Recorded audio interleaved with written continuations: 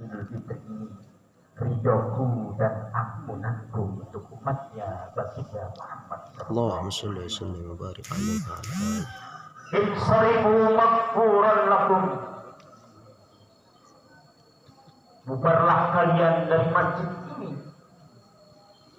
berjalan dan berduyun-duyun menuju rumah-rumah kalian.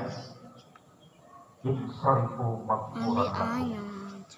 Kalian mendapatkan satu stempel, yaitu ampunan dosa daripada Allah Subhanahu wa Ta'ala. Betapa kita tidak gembiranya dari lubuk hati kita yang paling dalam. Ternyata akhir daripada fase bulan Ramadan inilah yang kita tunggu-tunggu. Setelah kita melewati rahmatnya Allah, ampunannya Allah, dan kita mendapatkan itqum minan nar. Amin ya Allah. Yaitu terbebasnya kita daripada api neraka. Ya Rabb. Allahu Akbar. Allahu Akbar. Allahu Akbar. Allahu Akbar walillahil hamd. Namun terbersih dalam lubuk hati yang paling dalam, apakah kita semua yang hadir di sini sudah mencapai kemenangan itu? Apakah puasa kita sudah menjadi madrasah untuk menjadikan diri kita peka terhadap orang lain dan merasakan apa yang dirasakan oleh orang lain? Padahal kita sadar hikmah disyariatkannya puasa terbesar secara sosial adalah merasakan perih dan derita serta laparnya orang-orang miskin. Allahu Akbar, Allahu Akbar, Allahu Akbar walillahil hamd. Ma'asyiral muslimin wal muslimat jamaah Idul Fitri rahimakumullah. Setiap hari mereka menahan lapar dan haus serta hanya mencari sedikit makanan dan minuman untuk mempertahankan hidupnya di hari esok. Tapi apakah sudah rasa itu masuk dalam jiwa kita? Masuk ke dalam relung-relung sanubari kita? Bulan puasa adalah tarbiyah untuk kita mencoba memahami kelaparan mereka, ketiadaan mereka. Apakah kita sedang berpura-pura menjadi mereka, berpuasa tanpa sedikit pun menjadi mereka? Kita berbuka dengan kemewahan, sedang mereka tetap seperti apa adanya. Kita punya hari kemenangan, sedangkan mereka setiap hari merasakan kekalahan. Kita hanya menjalankan perintah, sedangkan mereka setiap hari berjibaku menjalani hidupnya. Kita hanya menunggak lapar, sedangkan lapar ada dalam setiap tarikan hembusan nafas mereka. Bahkan kita lebih senang menjalankan ritual tanpa peduli maknanya. Kita lebih senang menyimpan uang untuk belanja makanan berbuka puasa di hadapan kemewahan, tanpa memikirkan berbagi rizki pada mereka yang sedang tidak berpunya. Saat lebaran tiba, kita memamerkan apa yang kita punya tanpa sedikit pun berpikir bahwa ada kepala keluarga yang sampai bingung ketika anaknya bertanya, "Wahai ayah, Ya Allah, besok kita makan apa?" Ya Rabb.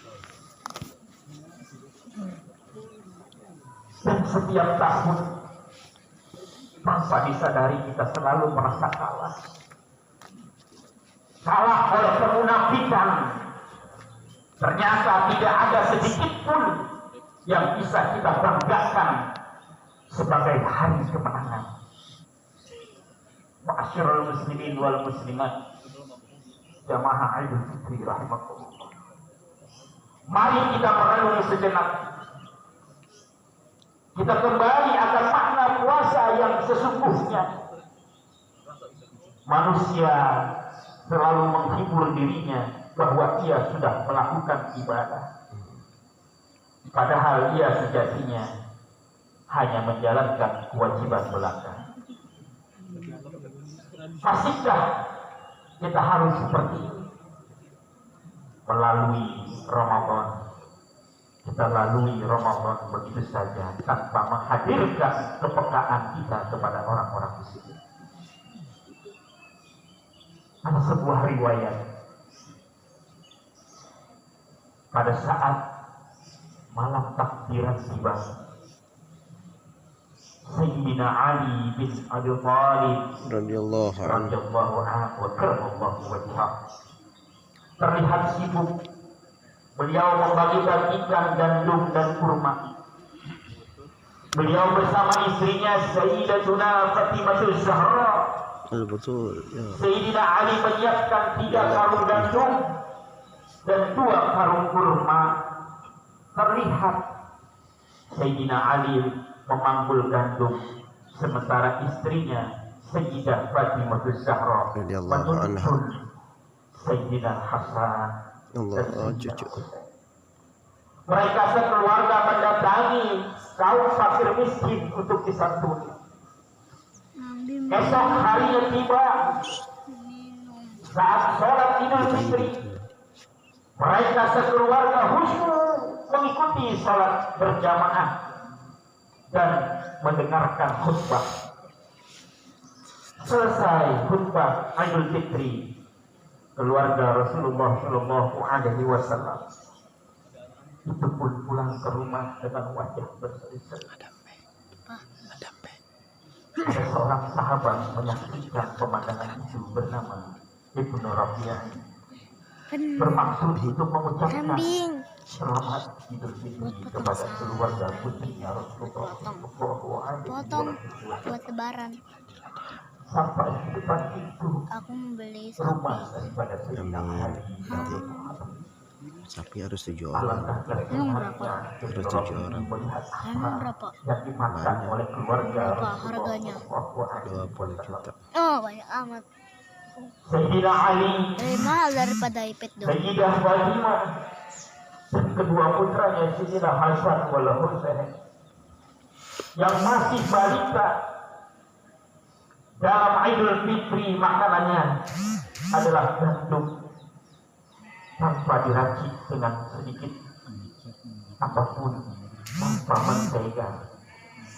Gandum yang basi, yang baunya tercium oleh sahabat Nabi itu, yaitu Ibnu Rabi'ah. Nabi, Seketika emang itu ada sapi. Ibnu Rabi'ah Sama. Kemarin ada berucap sapi. istighfar sambil mengusap-usap dada, Terus habis seolah ada yang jerih dan pilu. Mata daripada Ibnu Rabi'ah berlinang. Tak terasa butiran-butiran air mata yang bening perlahan menetes di pipinya. Kecambuk dalam dada Ibnu Rabi'ah sangat kuat. mana kambing Nabi? Setengah lari ia pun bergegas berlari menghadap baginda Rasulullah Sallallahu Alaihi Sallallahu Wasallam. barik alaihi ala alihi. Sesampainya tiba di depan Rasulullah, ya Rasulullah, Allahumma salli wa sallim barik. ya Rasulullah, Allahumma salli wa sallim alaihi. ya Rasulullah. Allahumma salli barik alaihi ala alihi. Putri baginda dan cucu baginda, ujar Ibnu Rabi'ah. Ada apa wahai sahabatku? Tanya baginda Rasulullah. Allahumma salli wa sallim. Tengoklah ke rumah putri baginda, ya Rasulullah. Tengoklah cucu baginda Sayyidina Hasan wal Husain, ya Rasulullah. Allahumma salli wa sallim barik alaihi. Kenapa keluargaku? Tengoklah sendiri wahai baginda. Saya tidak kuasa untuk mengatakan semuanya. Rasulullah Shallallahu Alaihi Wasallam pun bergegas menuju rumah tangga daripada Sayyidatina Fatimah. Tiba di teras rumah, terdengar suara tawa bahagia mengisi percakapan antara Sayyidina Ali, Sayyidah Fatimah dan kedua putranya. Matanya baginda Rasulullah pun berlinang. Beliau menangis melihat keluarga putri tercinta dan cucu yang tercinta yang hanya makan gandum basi di hari raya Idul Fitri. Di saat semua orang berbahagia, di saat semua orang makan yang enak-enak, keluarga baginda Rasulullah Shallallahu Alaihi Wasallam penuh tawa bahagia dengan hanya makan gandum yang baunya tercium tak sedap. Allah. Ya Allah, Ya Rabb. Allahumma ishhad. Ya Allah, Allahumma ishhad. Ya Allah, saksikanlah. Ya Allah, saksikanlah.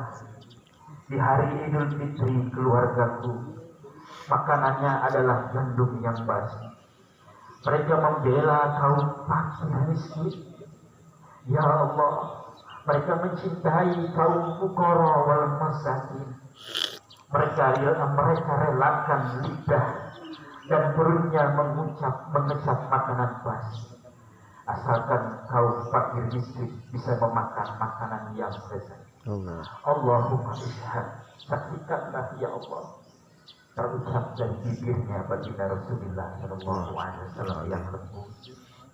Sayyidah Fatimah tersadar kalau di luar pintu sang ayah sedang berdiri tegak. Duhai ayahanda, ada apa gerangan ayahanda menangis? Tanya Sayyidah Fatimah kepada Rasulullah Shallallahu Alaihi Wasallam. Rasulullah tak tahan mendengar pertanyaan itu. Setelah berlari, ia memeluk putri kesayangannya sambil berucap, surga untukmu nak, surga untukmu.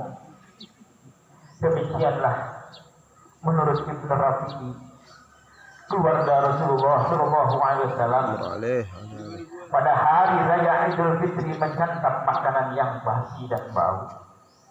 Ibnu Rafi'i berkata, aku diperintahkan oleh Rasulullah SAW agar tidak menceritakan tradisi keluarganya setiap Idul Fitri, dan aku pun simpan kisah itu di dalam hatiku.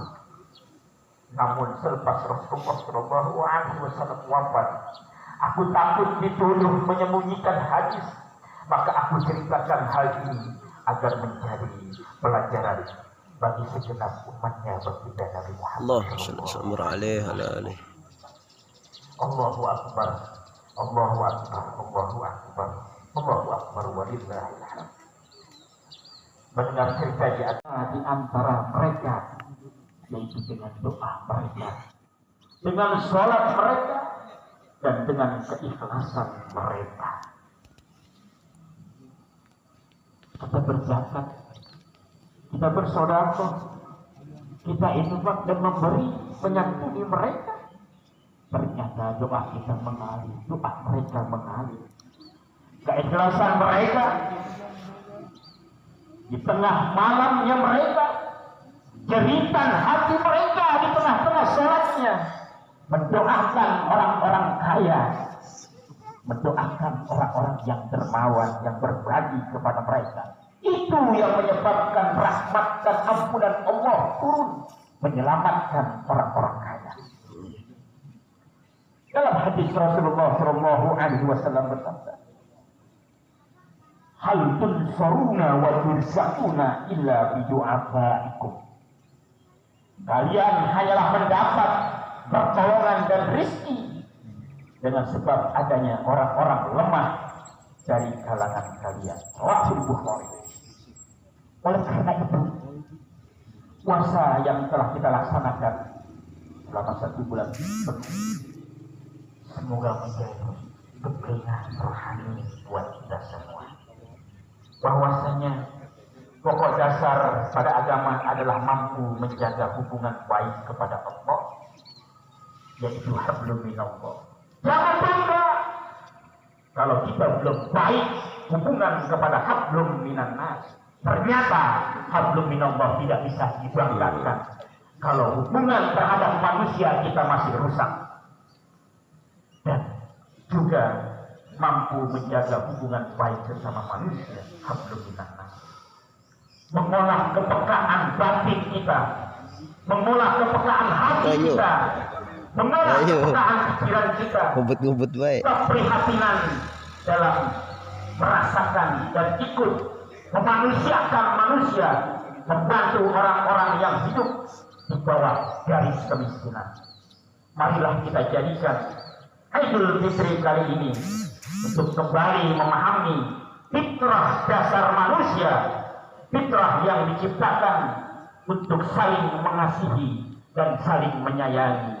Kita jadikan Idul Fitri ini sebagai momentum untuk merajut kembali silaturahmi, kerukunan, kebersamaan, dan persatuan bagi masyarakat kita, bagi bangsa kita.